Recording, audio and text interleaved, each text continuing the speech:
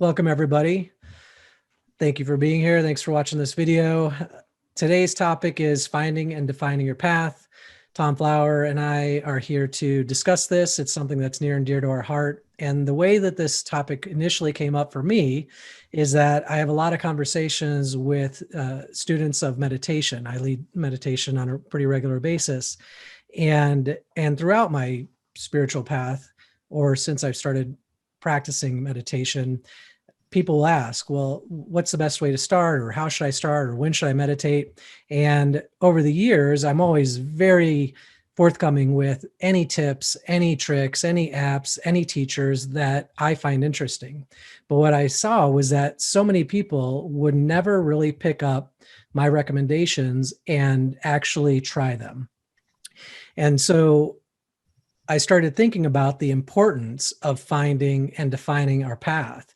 And I think back to when I first started my path and not really having any idea of what that path might look like. But lo and behold, a fellow coworker recommended the Celestine Prophecy to me.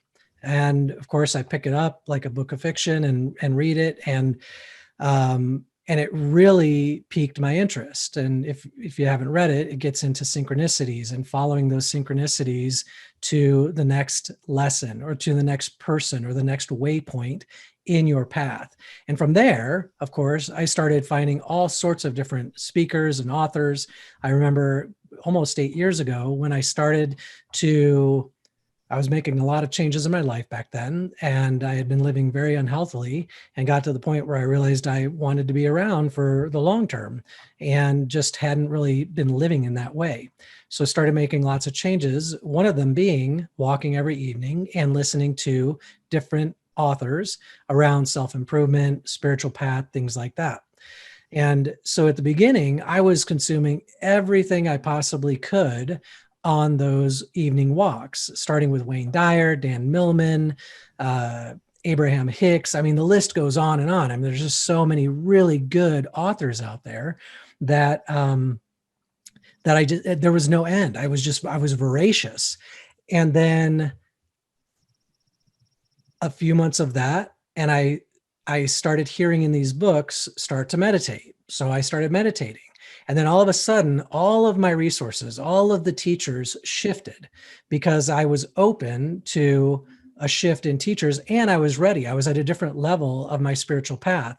And so I was eager to pull in people like Dr. Joe, Austin Vickers, yoga studios, Nam Yoga. I started practicing mantra and mudras and energy healing and listening to different energy healers. And so it's important that we stay open-minded and that we stay open to anything that might come into our experience so that we can hear different teachers and find the experiences that really resonate with us, that inspire us, and that drive us forward in our path. Because oftentimes, as we know, the path is started by a painful experience or a trauma or something of that nature. And for me, I was kind of at that point before I started this path. Once the path starts, it's important to remember to stay open-minded, to not be locked into one method or practice because that's what you know. Because we tend to get rigid in our practice, and then all of a sudden we're doing it because we think we should. So always remember to stay open-minded to teachers, authors, people, experiences on your path. Tom? Yeah, let me piggyback on that. That's a good point about staying open and trying different things and how you started out and one thing led to another. You were guided. So I started to think after you mentioned this topic a week ago, how do paths get started in this 3D everyday world? And I was thinking, I always think back to olden times. If somebody lived in a village or lived on a farm and they wanted to go to the village or the town, they would take a known or familiar road or path or trail. And that would be common. They wouldn't have to forge a new one necessarily. The spiritual seeking starts and we have a path that's a spiritual one. It usually arises naturally. It's some form of seeking, self-improvement, or like you say, there's some crisis or something. Someone goes within and they're looking for a better way or trying to understand the things that are happening in their life. So they start an internal search, a spiritual path. reading books, gaining knowledge, going to workshops, seminars, and that usually helps a person start out on the spiritual path. And so as I was driving the other day, I was noticing all the cars on the freeway, all just going in the same direction, 5 lanes, boom. And so I thought, well, this is a path, and everybody's going in the same direction on this path. And many times at workshops, I would sit at the tables at the workshops, and I would look at all the people there, all different types from all walks of life. And I would think to myself, what brings these people here? What one search brings these people here? And I think it's individual for each person, what defines each person's path. So if you take that analogy of the freeway and all the cars going in the same direction, you've got these road signs and these exits that tell each person where they need to go further. So as everybody's on the same path, or someone's doing Buddhism or someone's doing yoga or whatever the path might be, there are different directions, different forks in the road for each person. And knowing that is part of an internal process. Which exit do I take? When do I get off? Where do I go? And not everybody on that freeway is going in the same place. They're not all going to show up at your house. You're eventually going to be at your house. They're going to be at their house. That's their destination. A lot of that path ties into intention. When a person holds an intention, their path almost is set in a way. Like, I'm going to be a super hatha yogi. That's how I started out. I was going to do hatha yoga so I could be a better drummer. And then as I was reading the complete illustrated book of yoga by Swami Vishnu Devananda, talked about the soul and the 3 bodies of man. And I would read that back of the book and not really understand it. And then as knowledge grows, the path starts to go further, deeper, and becomes more defined for each individual. Like, I'm studying this, I'm doing this. And then you also pointed out that you don't want to be limited in the path of just that one path, and you want to explore, yet that path is taking you somewhere, so you're on that path. So I started to think about that. When do you know how to deviate, how to change, how to bring something in? I started to think about cows in the field. When the cows come home, they take that cow path, and you've seen the field with the grass that's knee high, and you've seen that little carved out little path, the cow path.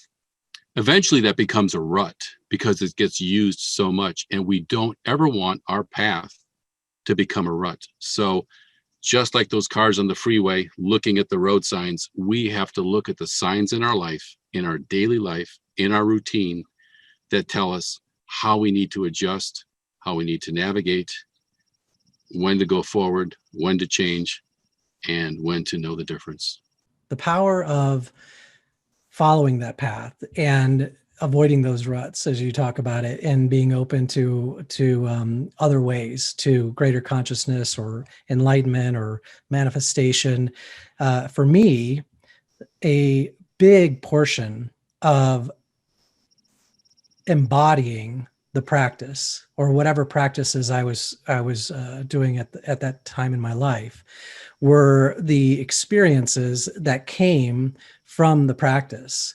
And so a benefit of trying the different teachers, different styles, different yogas and breath work and all of those things is that you actually have your own experiences, which then, of course, for me, built faith in the fact that I do not know everything that there is to know about how this universe works, or how my body works, or how my brain works, or how consciousness works.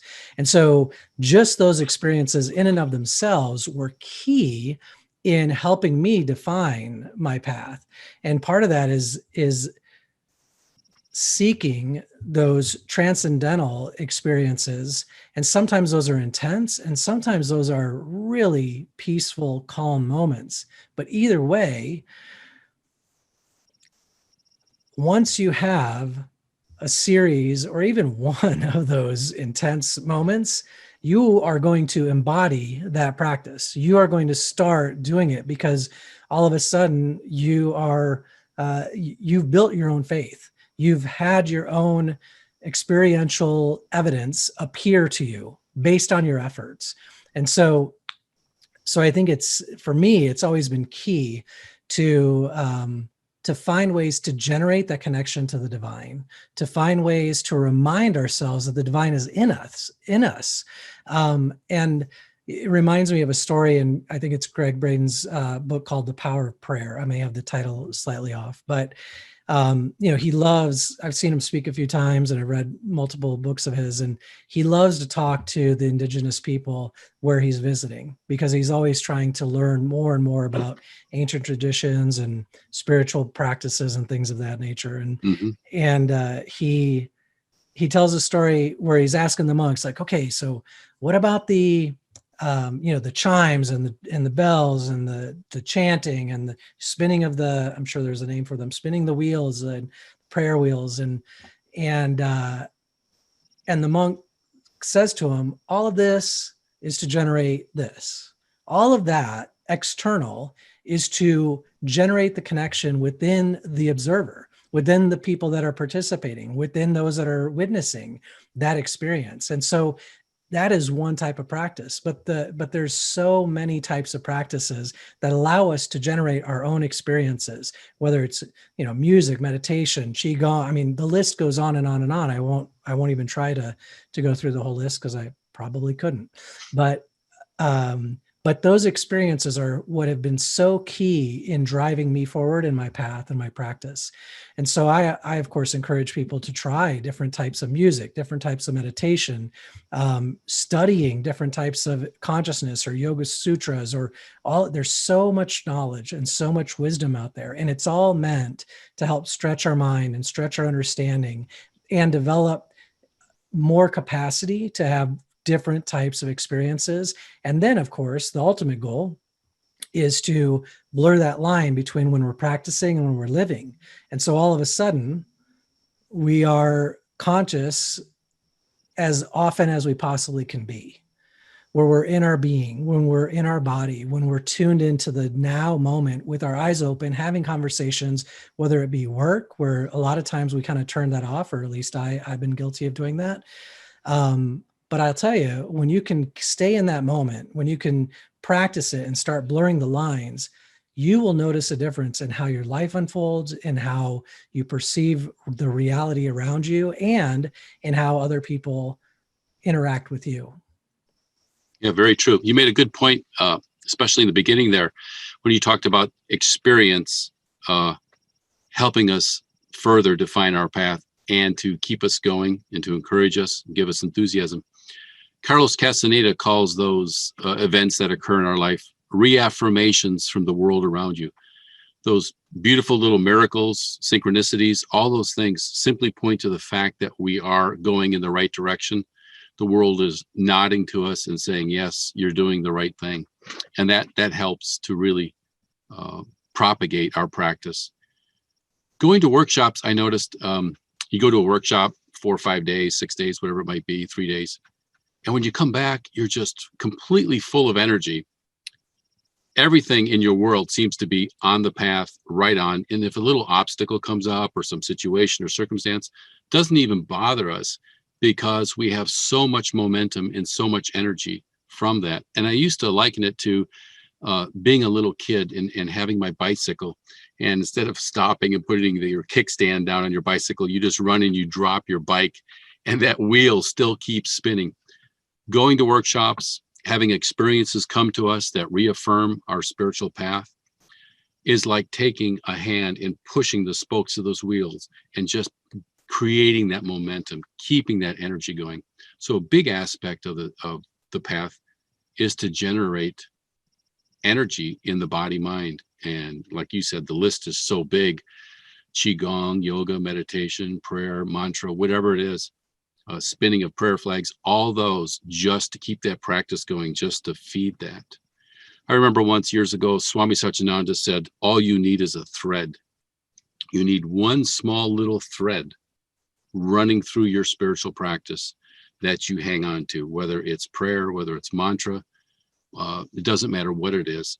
That practice, that discipline is what will carry us on our path, no matter what, sticking to that. The other day I was at the grocery store, and I was, of course, thinking about this topic since you mentioned it. And I thought, some of the tools that we keep in our tool belt, to use that phrase, that help us on the path are virtues. Virtues like humility, kindness, courage, courtesy, non-judgment. These virtues, no matter where we are, at a party, at the grocery store, at the post office, the bank, wherever we are, these virtues that you choose one virtue that can carry us through the day to always practice that. And that helps build, like you said, that presence of mind. And those lines get blurred from having a spiritual practice, sitting on the mat for 30 minutes, and then moving into the world. It starts to become one. So there is no inside and no outside. And the path literally becomes our life. I like the idea of having the thread, like the common, something that weaves through your entire spiritual practice. Yeah, something that you would never let go of. You would always hang on to that. It could just be, David Hawkins, I remember him saying, be kind to all of life at all times, no matter what. Right. And that's been a good practice for me, especially being in retail. Yes, that'll test it. You know what I mean? Yeah. Oh yeah. Yeah, for sure. Yeah. Well, and I'll give an example of the experience just as kind of a closing, but you mentioned the workshops and the experiences that we have there. And I at my first workshop, at my first meditation workshop, it was the third day. I think there was it was the last day. And we had learned a breathing technique and did the breath. And I went all in with the breath. I'd never done really breath work before.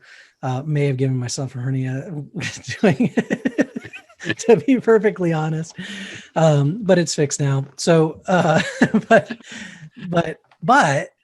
then we went into meditation, and it was so novel. Everything was so novel for me that, and of course, the music was just amazing. The meditation was amazing. The breath had obviously really moved something within me energetically.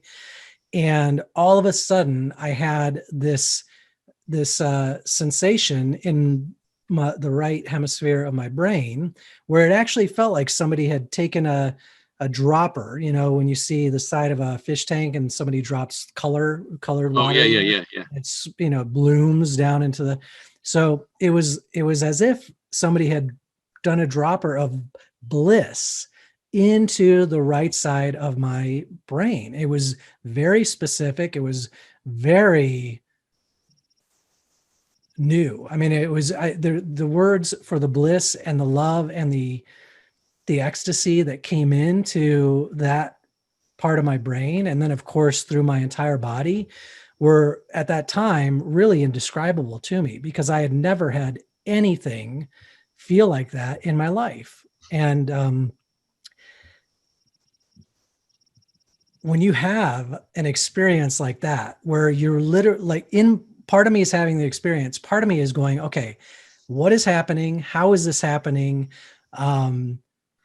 Is something wrong? I mean, it was so intense. I'm like, is something wrong? Or, but it turned out that I was getting into a deep state of meditation. I had moved a lot of energy in the breath work, and I really tuned into that present moment. And I, now that I look back on it, I wonder if I think the right side of our brains may process novel information and experiences. And I have a feeling that maybe that part of my brain had been off for a while, because I was doing the same routines over and over. And over. I was just living life, like locked in a rut. I was in a rut. Well, the right and left side of the brain are separate, but they're connected by the corpus callosum.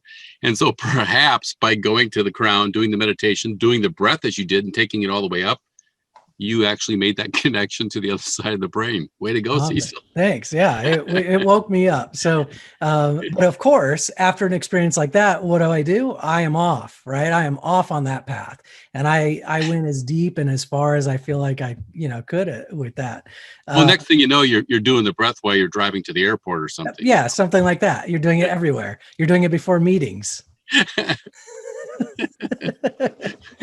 But I think, so I just wanted to share that story, because if you have those, and by the way, I used to tell those stories at different, lunch tables and such, and a lot of people don't have experiences like that. However, what they do have, And what I've had a lot of is an expansion in my baseline of peace and contentment. And at this point in my practice, that to me is more valuable than anything I could manifest. I mean, any money, anything. That's all I focus on at this point. And so a lot of times we may not have these fireworks or may not have the group to have a group experience in. However, by practicing, you still raise your baseline of peace and contentment, and you're also still expanding your level of consciousness, which of course is going to benefit how you see and perceive and live in this world. Saying how you that piece is so much more than manifesting anything or having anything material. It reminds me of something Ramesh Balsekar said. He said, in your search for enlightenment, if you're given the choice between enlightenment or $1 million, he said, you better take the $1 million, because if you get enlightenment, you won't care about the $1 million. And so I think we're on the path. It reminds me of a story. I just want to share this. It was said in ancient times that the sun wanted to seek the source of its own light. And it said, I want to go on a different path, and I want to find the source of my own energy, my source of my light. So it went off on its own. And after a while, you could hear the moon weeping. The moon wept because it didn't get the warm gaze of the sun. And so sometimes on the spiritual path, we think, well, I know from my own experience, there's spiritual people and, oh, that person's not spiritual. We should just know that people are put in our life for different reasons. And whoever comes across our path, allow them to be there for however long they feel they need to be there, and just to serve them with love. And that also dives into the last thing I'll say is that every path has to have heart. No matter what path you're on, it has to have heart. And we don't have to beat ourselves up with harsh disciplines and making it a rigorous path. It just has to have heart and it has to feel good. Yeah, I think so. Yeah, I agree. I think it has to be light and bring us joy. And there's a book called The Surrender Experiment, and in it, what is the author's name? Michael Singer, I believe. He talks about how when he first started out on his path, he was so vigilant and so rigid in how he almost saw his human body as almost separate. And there's a part in the book, every time I read it, I almost start crying, because there's a part where he imagines his human body, his humanness, right? In this easy chair, in this glass box that's like set in the universe somewhere, that he's just put it there like, okay, you be there and stay out of my way getting enlightened, right? I mean, because that was his goal. mm-hmm. And he remembers and he describes the time where he walks in that room and he hugs himself and says, let's go. Like we're in this together. And I think that's what we need to remember, is that it's not, and even Buddha had that same experience, right? A lot of the starvation and the fasting and the, I forget what is the word for that, Tom? The austerities. Austerity, yes. Austerity, yeah. And then finally, that was a phase, or not a phase, but that was a stage of his path.